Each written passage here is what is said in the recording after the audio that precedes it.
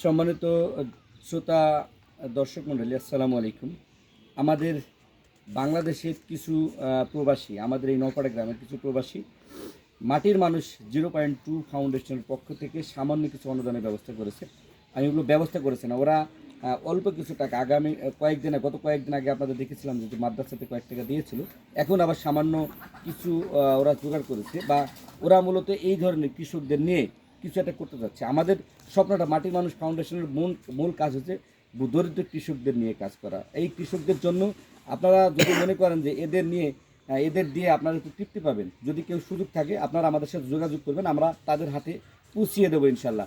আমরা কোনো প্রকার এখানে আপনাদের প্রত্যেকটা হিসাব A to Z দেওয়া হবে। আমরা এর আগে আপনাদের হিসাব দিয়েছি, আমাদের 20,000 টাকা খরচ হলো, 20,500 খরচ হয়েছিল, 500 টাকা কম দিয়েছিলাম, 20,000 টাকা দিয়ে দিয়েছি। আবার কৃষকদের জন্য যদি কোনো প্রণোদনা পাই আমরা অবশ্যই আপনাদের হিসাব দেওয়া হবে। আর আপনাদের প্রতি অনুরোধ থাকবে, এই আপনারা যদি কৃষি পরিবারের ছেলে, এদের নিয়ে কিছুটা ভাবেন, তাহলে আপনারাও ভালো থাকবেন, আমরাও ভালো থাকবো। ভালো থাকবেন, মাদককে না বলবেন, মাদক থেকে দূরে থাকবেন।